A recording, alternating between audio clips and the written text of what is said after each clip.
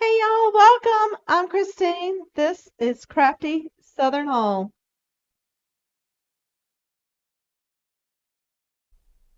Here are the things that we're flipping today, and these are signs that I had. Some of them didn't sell in my booth, and some of them I've just had in my stash. I've given them all a good sand, and each one of them I am going to go in with, I think it's Cotton by Dixie Belle. Anyhow, just a white chalk paint, and I'm going to paint each of them good with the white chalk paint. I did have to do some good sanding to them because I had stenciled a couple of them before, and they were raised, so I just wanted to get that off. Now, I am decoupaging all of these projects today, and these are papers from Decoupage Central. And they're going to be spring and summer related projects, and they're so gorgeous. So, with all of my decoupage papers, if the edges are showing, I do like to I just use a little artist brush. You can use a little watercolor pen that's the where you put the water in it. But you just want to dip that brush in some water and go around those edges, and that gives you a more organic feel. And also what that does is it just blends in that paper, those fibers a little more into your project. So that's how I like to do it.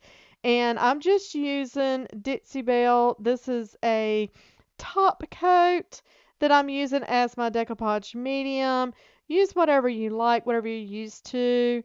Mod Podge, the DIY liquid patina, Big Top, any of that is going to work for your decoupage medium there. I just like to use a spray bottle that kind of opens up the fibers, and it helps to prevent any bubbles I have found. Just makes my paper lay down a lot smoother.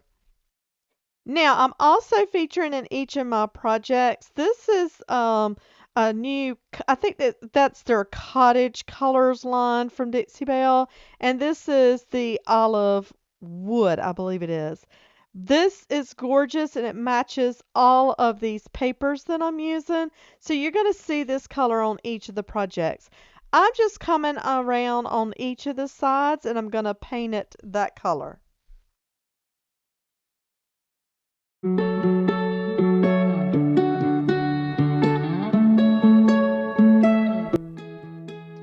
I am coming in with redesign. This is Elegant Borders. And of course, you're gonna put your cornstarch in your mold. You'll see me coming up. I didn't do that to begin with. I forgot. The clay's not gonna come out. I'm using DOS air dry clay. I'm just gonna roll it into a snake. Press that real well into here. Now, the more intricate your design, the more you're just going to have to really push that clay in there. So, lots of times with my molds, I'll use an art palette knife to make sure that the back is even and that I'm getting all the details as well. The molds are silicone, so you're just going to kind of flex them and then use gravity to get them out. If you have a mold that comes apart, don't worry, because that's the beauty of this air dry clay, is that you can piece it back together. I like to use Quick and Thick by Tight Bond, and I just put it on my fingers to spread it out. So I'm just going to put identical molds on each side there. It's like a raised panel. And then I do come in, I don't show it, but I do come in with that olive color and I paint those. And with your molds, just make sure that you kind of use your finger to tap that down, because you don't want a gap between your mold and your surface. Some people let it dry completely before they paint it, and some people just let it sit for a few minutes. I tend to like to let it sit for a few minutes and then paint it. I just feel like I don't get as much cracking from the mold, because sometimes your mold can crack because it's just clay, so it can crack. I did replace that hanger that was there. It was a jute, and I replaced it with a pretty ribbon I had on hand. And then I'm coming in with my rubbing buff and then just going over my mold to bring out the details. And then this one is finished.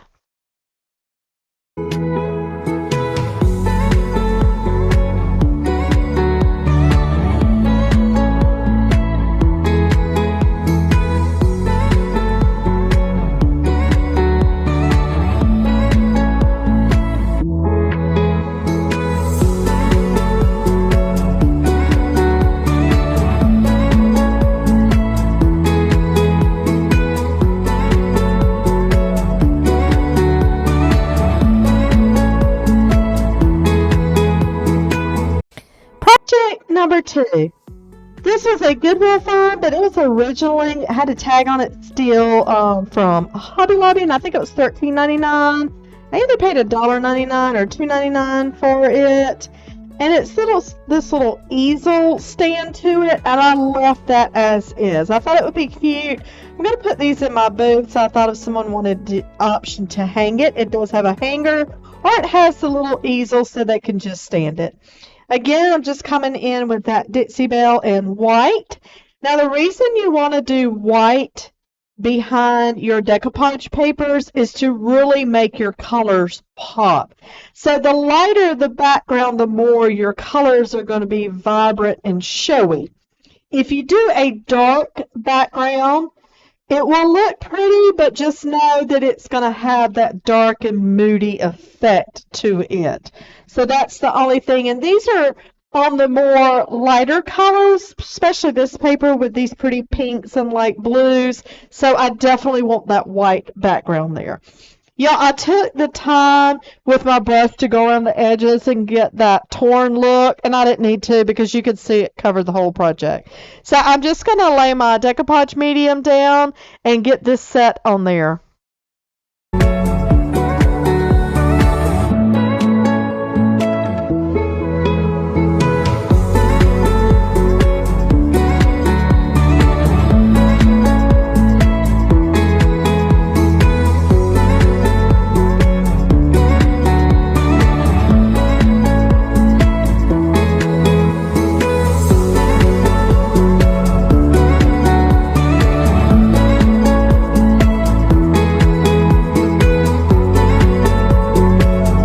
I did come in with my little sanding block and sand it around the edges, and that makes a nice clean edge. And just make sure that you go away from your project so that you don't tear your paper. Then I'm coming in with, this is a redesign with Prima Mold. It's aviary. It has the cutest birds, branches, twigs, and flowers on it, but it is very small, y'all.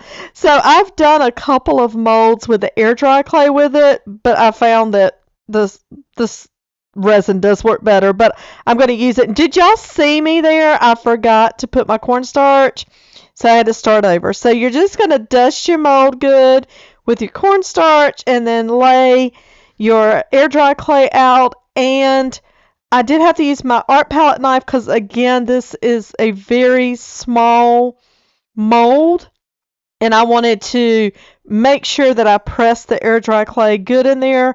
You want that good imprint of what's on the inside of the mold there, so that good impression of whatever you're copying.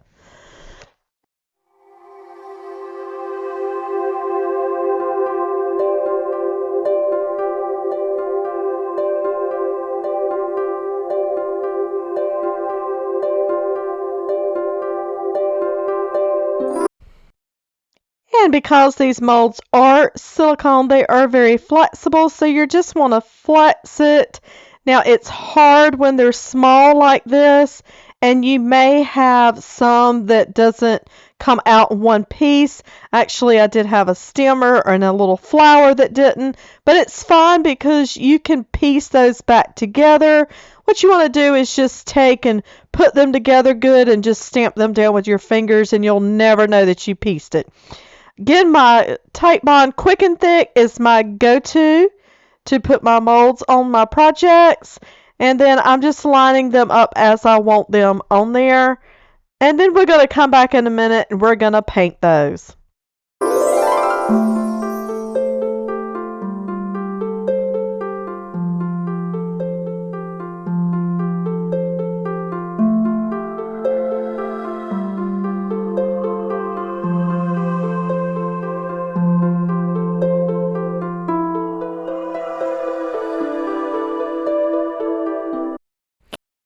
This particular mold, I did let it dry overnight. Usually I only let it set up a few minutes before I paint it, but it's so intricate. I was scared that my paintbrush was going to smush in those images, so I let it dry overnight so that I didn't risk ruining what I had just gotten out of my molds. So I'm just coming in again with that olive color So beautiful. The greenery and all these papers is that color matched perfect. So I'm just using a little artist brush, and I did have to do 2 coats because you'll think that it's covering that mold, but then when it dries, you'll see that air dry clay pop back through.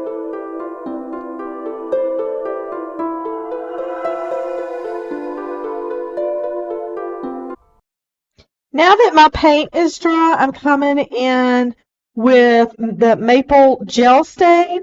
And I'm just going to use my artist brush again. And I'm going to paint all my molds first.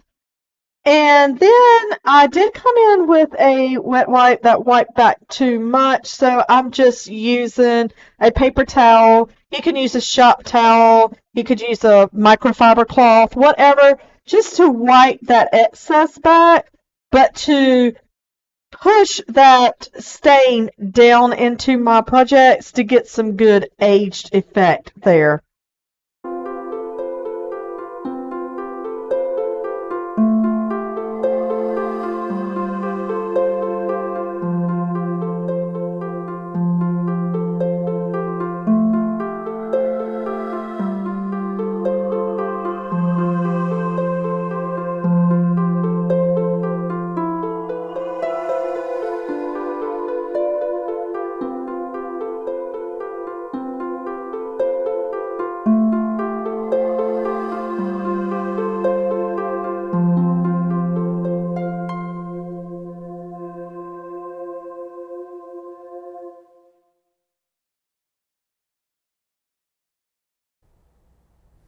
And this project had the most little moving parts on it, and I'm going to mix.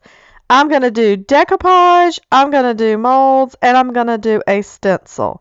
So just keep in mind that you can mix your media for to blend into a project for something just different and unique. So again, I'm going to do that organic edge. I'm going to use my Dixie Belle top coat as my decoupage medium, and I'm going to lay down this lovely bird with the birdhouse and these sunflowers on it. Then I'm going to come in with the He Loves Me mold from IOD. I think maybe one of these is a sunflower. I think the others may be daisies, but that's okay. They're going to look beautiful with the sunflowers on our paper. So I'm just going to cast a few of these. Again, dust your mold with your cornstarch. Use your air dry clay. I just happen to use DOS. I found that that works really well. I have not tried the IOD clay, but I know a lot of people have, and their products are wonderful, so I'm sure it works well as good. So just press those images in there. Just keep in mind when you have a mold that's a big empty space, some of these flowers are rather large. You just want to make sure that your mold is even across. I would definitely use an art palette knife, an old gift card, old debit credit card, something other to make sure that your back is level. You just don't want to have a gap there when you go to glue it on your project. Now, the IOD molds have this fantastic micro rim to them, so they have an extra little raised rim. Makes it really easy to lay your clay out. Most of the time, I just use my fingers to do the edges. Again, flex your mold, use gravity, get that out, and then, of course, my tape bond quick and thick to lay these on where I want to place them.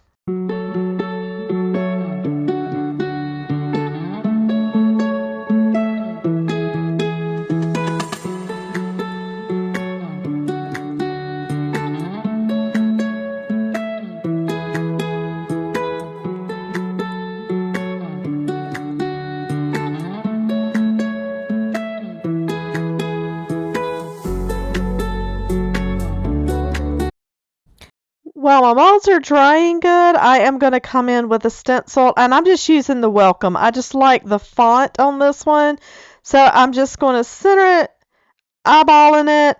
I'm going to use a little stencil brush, and I'm using a stippling, pouncing, swirling to get that paint on there. Just remember when you're doing a stencil to go very light with the paint. You can always add more, but you don't want too much because you don't want it raised, if that makes sense from your project. You want it as flat as possible. And also, you don't want to push underneath your stencil. You just want to get around the edges where your stencil's at. And when that is good and dry, I'm coming in again with that olive for my stems. And then I'm coming in with Waverly chalk paint in the color Maize for the petals on the flower. And then that maple gel stain is going to serve as the center of my flowers. Then I didn't show it, but I did come in with a Sharpie and did the little dots for the center of my flowers as well. Now, the Maize did take a good 2 coats. It looks like it's a heavy yellow, but it's really not. So it did take 2 good coats for coverage there.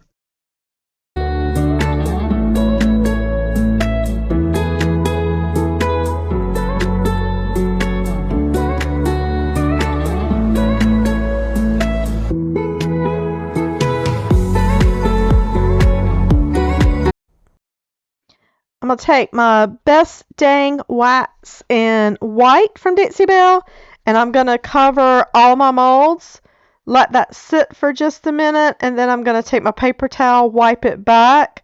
What I'm going to do is add that gel stain on top just to add some age and some dimension to this project, but I want to be able to control it, so the best way to do that is use a clear wax or either a white wax for your base and then layer your darker wax on top of that or your gel stain on top of that and then just wipe both of them back. Now I did go back also with that gel stain and went around the edges of my paper and on those flower petals where the brown already was on the paper and added some more also to kind of age the paper and blend the paper more with the board.